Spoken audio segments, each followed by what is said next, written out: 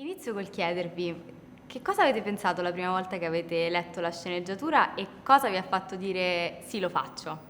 Allora io quando l'ho letta per la prima volta ho detto ma che figata, sì lo faccio, perché mi sembrava davvero un'occasione incredibile per potermi riconnettere col mio io più fanciullo e più bambino e per far parte finalmente di un film di Natale ma che fosse davvero un family a 360 gradi. E per family non intendo proprio famiglie, ma anche il family, il classico film da vedersi la sera di Natale o durante il periodo natalizio con gli amici, bevendo un bicchiere di vino, mangiando popcorn o facendosi la cioccolata calda. Cioè è proprio quel film che ti riconcilia con la vita, che ti fa star bene, ti fa passare davvero un'ora e mezza bene.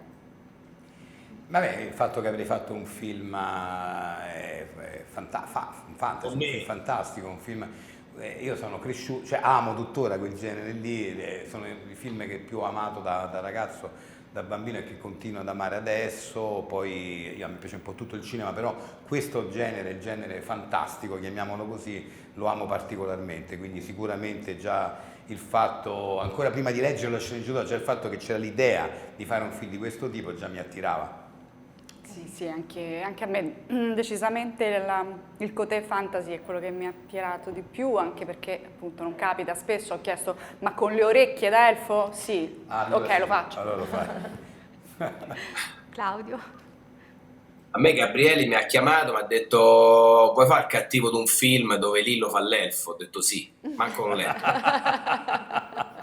L'ho letto dopo, ho detto Lillo fa l'elfo, guardate che fa giocattoli per i gol, ho detto ma certo, ma sì, poi vuoi sapere chi c'era? No, ho detto non importa. No, poi già a il noi concept era pazzesco, poi mi ha proposto pure, dice potresti fare anche Babbo Natale, allora ho detto vabbè, firmo adesso. Nessuno di noi poi l'ha letto veramente, ognuno legge le sue battute, come Corinna, manco le didascalie. Sì, è vero. Non sapeva che si doveva depilare. Sì, legge solo le sue battute, certo.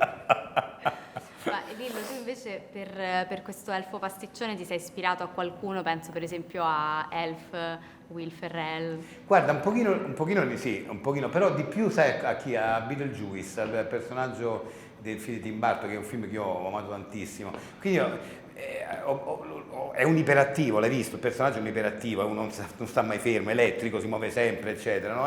Devo dire che mi sono più ispirato a lui perché è sempre stato un film che ho adorato nella vita e trovavo quel personaggio meraviglioso, anche se sono due personaggi molto diversi, insomma, però quel tipo di elettricità lì mi divertiva a metterla in scena.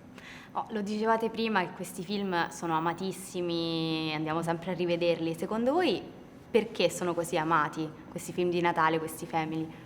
Perché fanno proprio bene alla testa, fanno bene al cuore, fanno proprio bene. Sono come un concentrato di Xanax sano, che non ti dà dipendenza, però ti dà proprio, sì, ti fa ritornare bambino, quindi stringi alla vita, sempre lì si torna, in quel periodo magico in cui non c'erano delusioni, non c'erano dolori, non c'era amarezza, non c'era cattiveria, c'era soltanto la voglia di mangiare dolci, sentire questo odore di cannella nell'aria e di pensare appunto che da un momento all'altro sarebbe arrivato un uomo buono a portarti tanti regali. Alla fine, che vuoi di più dalla vita se non questo? Alla fine questo desideriamo tutti, no? A parte Help Me, un altro film del cuore di Natale, uno per uno. Sì. Il mio, sono tanti. no, il mio in assoluto, quello che vedevo sempre la fabbrica di cioccolato.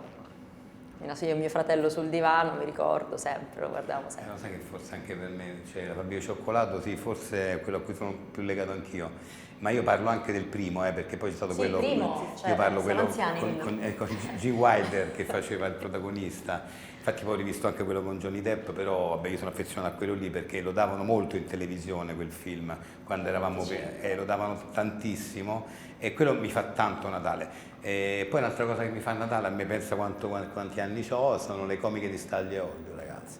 Io le comiche di Staglioglio per me è il Natale, perché e non solo le comiche, anche i cartoni della Walt Disney, perché quando ero ragazzino io il cartone, il cortometraggio di Paperino Topolino li vedevi solo sotto Natale, mentre invece il sabato e la domenica vedevi Anne Barbera, che arrivava i Ghioghi, Braccobaldo eccetera. Invece c'era proprio Pippo in vacanza, Paperino con... Io per me quello, io quando li rivedo, ovviamente ce li ho tutti, li colleziono, li rivedo e appena li metto mi ricordo il Natale. Per me, adesso ci penso incredibilmente, mi sa, incredibilmente no, perché è ambientato a Natale effettivamente, ma i Gremlins, per me è proprio il film natalizio, perché è inquietante quanto lo è per me il Natale. E per me era poi un film horror, perché io ho un fratello che ha 11 anni più di me e che in quegli anni mi faceva vedere i film che per lui erano fichi, per me erano molto spaventosi. Infatti quando mio figlio mi ha detto no, ho paura di Harry Potter, gli ho detto adesso ti faccio vedere i Gremlins. E la scena in cui Claudio è ricoperto, cioè anzi non ancora, già da prima, in cui i Buddy Buddy li vedi per la prima volta e sono così tanti, a me spaventa, perché penso... Chi cacchio li ha bagnati? Perché sono così tanti? Perché penso alla strizza che avevo delle 3 regole di quando ti regalano un gremlin. Claudio? Profondo rosso. No, sto scherzando. Anche per me il Natale scusate, cretino. Anche per me Willy Wonka e la fabbrica di cioccolato, quello con Gene Wilder, che è un film che amo tantissimo rivedere. Grazie. Io aggiungo anche una poltrona per due. Quoto. Ma poltrona per Quoto. vero.